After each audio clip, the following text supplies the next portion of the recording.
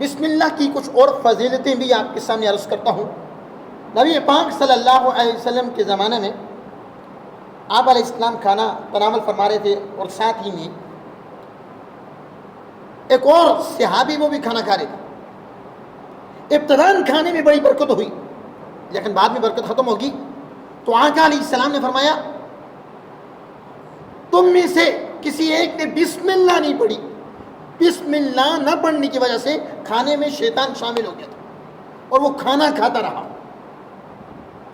پھر ایک اور صحابی تھے تو وہ کھانا کھا رہے تھے اور کھانا کھانے سے پہلے بسم اللہ پڑھنا بھول گئے، درمیان میں یا ایک لقمہ رہ گیا، پھر ان کو بسم اللہ یاد آئی تو انہوں نے پھر پڑھا بسم اللہ اولہ وآخرہ۔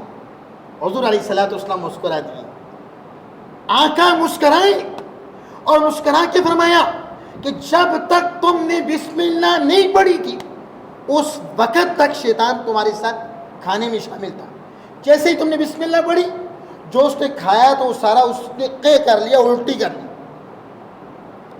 اس سے جو الٹی کی وہ تو ہمارے کام کا تو نہیں، لیکن چونکہ شیطان ان الشیطان للانسان عدو مبین، شیطان انسان کا کھلا دشمن ہے، اس سے اس کی صحت پہ اثر پڑا۔ تاجدار کائنات صلی اللہ علیہ وسلم کا کلمہ پڑھنے والا، یہ بسم اللہ کے والے سے ایک اور بات عرض کروں۔ ایک بار دو شیطان ان دونوں کے آپس میں ملاقات ہوئی، ایک موٹا تھا اور دوسرا دبلا۔ موٹے شیطان نے دبلے شیطان سے یہ سوال کیا کہ تم یہ بتاؤ کہ تم اتنے کمزور کیوں ہو، اتنے کمزور کیوں ہو؟ اس نے کہا میں زیادہ تر نیک لوگوں کے ساتھ ہوتا ہوں، وہ جب بھی کوئی نیک کام کرتے ہیں وہ بسم اللہ پڑھ لیتے ہیں، وہ کھانا کھاتے ہیں تو بسم اللہ پڑھ لیتے ہیں، کوئی بھی اچھا کام کرتے ہیں، کوئی مجلس اٹینڈ کرتے ہیں تو بسم اللہ پڑھ کے شریک ہوتے ہیں۔ اس سے میری جو قوت ہے وہ کمزور پڑ جاتی ہے۔ تو خیر میرا راز تو یہ ہے کہ میں اس سے زیادہ کمزور ہوں، تمہارے موٹا ہونے کا راز کیا ہے؟ تم اتنے موٹے ہو، اس کا راز کیا ہے؟ اس نے کہا اس کا راز یہ ہے کہ جب میں زیادہ تر گناہگار لوگوں کے ساتھ ہوتا ہوں، وہ جب بھی کچھ کھانے کے لیے بیٹھتے ہیں یا کچھ پینے کے لیے بسم اللہ نہیں پڑھتے، ساتھ مجھے بھی کچھ کھانے کا موقع مل جاتا ہے، کچھ پینے کا، جس کی وجہ سے میں اتنا موٹا ہو گیا ہوں اور اتنا صحت مند ہو گیا ہوں۔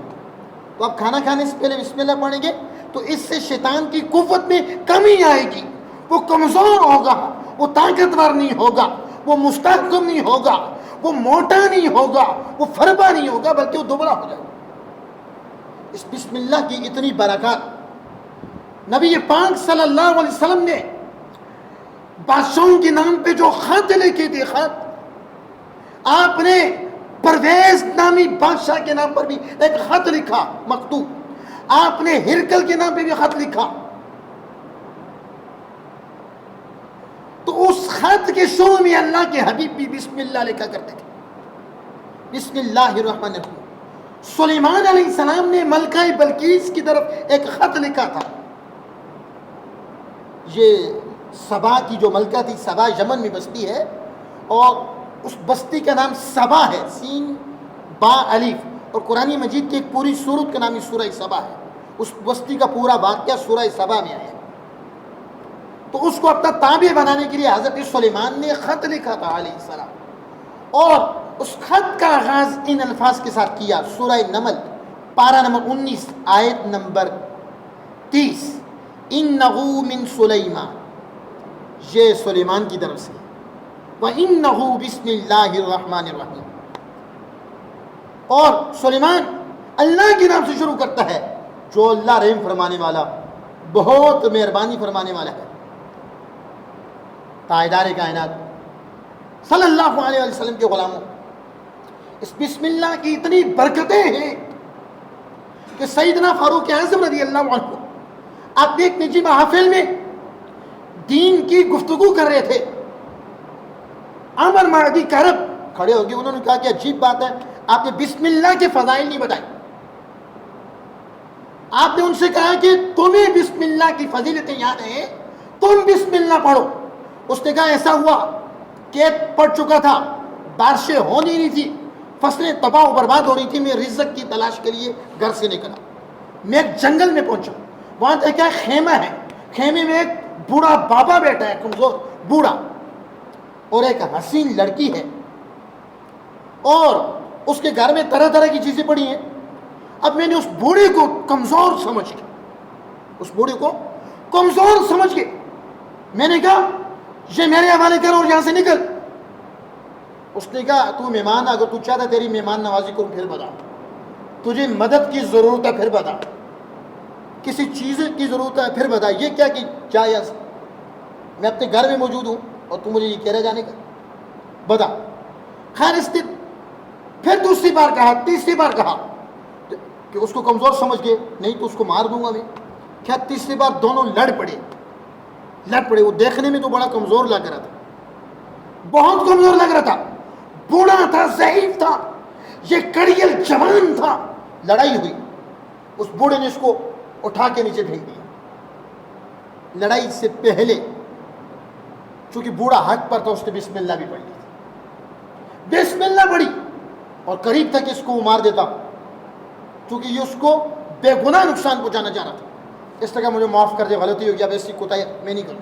اس نے کہا ٹھیک ہے، معاف کیا. اس بندے نے پھر عمر معدی کا رب نے پھر کہا کہ سارا ساز و سامان یہ سب کچھ میرے حوالے کر، یہ خیمہ چھوڑ، اس حسین لڑکی کو چھوڑ، یہ مال مویشی سب میرے حوالے کر جا. دوبارہ جھگڑا ہوا، دوبارہ اس نے اٹھا کے زمین پہ پھینک دیا. بہرحال پھر اس نے معافی مانگی، اس نے معاف کر دیا.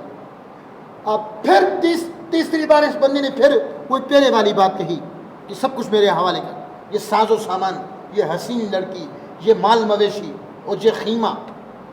اس نے پھر اٹھا کے اس کو نیچے مارا، اور اب تلوار کے ساتھ اس کی سر کی چوٹی کاٹ دی. یہ بندہ کہتا ہے کہ فاروق اعظم سے کہنے لگا کہ یہ واقعہ زمانہ جاہلیت کا ہے، اسلام سے پہلے کا.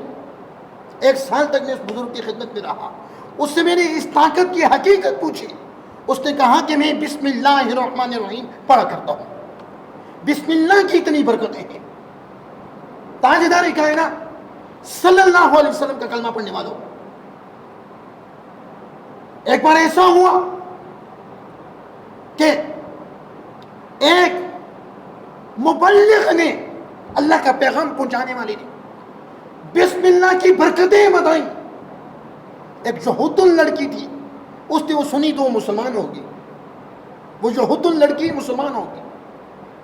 اس کے ماں باپ کافر تھے، خود وہ جوہتن تھی، یہودی تھی. ماں باپ اس کے دشمن بن گئے کہ اس نے ہمارا مذہب چھوڑ دیا، ہم یہودی ہیں اور یہ مسلمان ہو. اب اس پہ کوئی الزام عائد کر کے اس کو قتل کرنا چاہتے تھے، اور باپ اس کا وزیر تھا، یہودن لڑکی کا باپ بادشاہ کا وزیر تھا. ایک دن بادشاہ کی وہ شاہی انگوٹھی وہ گھر لے کے آیا اور اپنی اس بیٹی کو دے دی جو بیٹی مسلمان ہو گئی تھی. کہا کل مجھے واپس کر دے. ابھی انگوٹھی رکھنے کے لیے دی، اس بیٹی نے لے لی اور وہ رات کو سو گئی. وہ وزیر اس لڑکی کا باپ اٹھا، لڑکی سوئی ہوئی تھی، اس نے وہ انگوٹھی نکال لی اور جا کے دریا میں پھینک دی. وہ انگوٹھی جا کے دریا میں پھینک دی. صبح اٹھا، ایک آدمی دریا میں جو ہے وہ مچھلیاں نکالنے کے لیے گیا، اس نے جال ڈالا، اور وہ جو انگوٹھی تھی اس بندے نے، وزیر نے دریا میں ڈالی تھی، اس انگوٹھی کو ایک مچھلی نے نگل لیا. مچھلی اپنے پیٹ میں لے. امام الانبیاء کے غلاموں، وہ مچھلیاں پکڑنے والا جب وہ جان لے کے دریا میں گیا، اس نے جان ڈالا تو اتفاق سے وہی مچھلی آ گئی اس کے جال میں. اس نے وہ مچھلی اس وزیر کو تحفے میں دی. وزیر گھر لے کر آیا، بیٹی سے کہا مچھلی کو پکا. بیٹی نے مچھلی کا پیٹ کاٹا، اس کے پیٹ سے وہی انگوٹھی نکلی، وہی انگوٹھی. اور وہ یہودیہ لڑکی چونکہ ہر وقت بسم اللہ پڑھا کرتی تھی، اٹھتے بیٹھتے چلتے پھرتے بسم اللہ بسم اللہ بسم اللہ پڑھا کرتی تھی.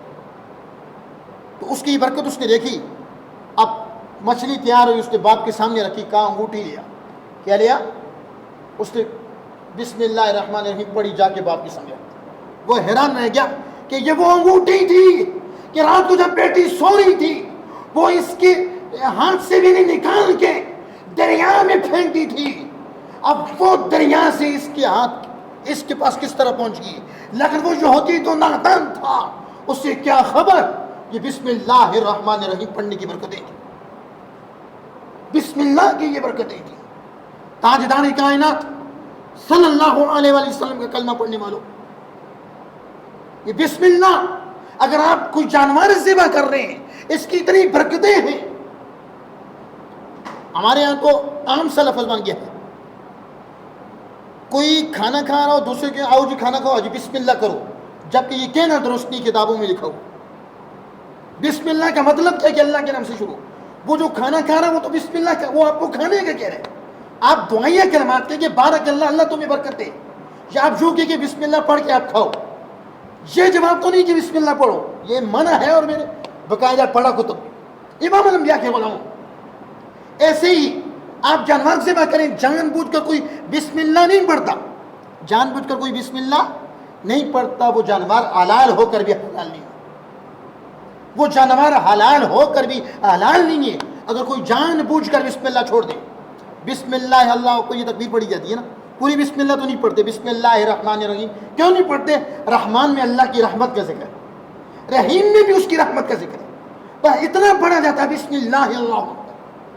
کسی سے بھولے سے رہ جائے، کوئی بھول گیا، غلطی سے بھول سے رہ گیا، پھر تو جانور حلال ہے.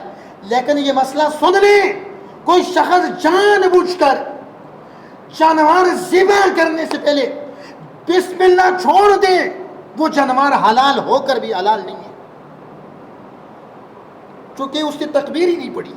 تو تکبیر پڑھنا ضروری ہے. تاجدار کائنات صلی اللہ علیہ وسلم کا کلمہ پڑھنے والوں، یہ بسم اللہ وہ بسم اللہ ہے جس میں اللہ کے نام کا ذکر بھی ہے، اللہ کی صفت رحمان کا ذکر بھی ہے، اور اس کی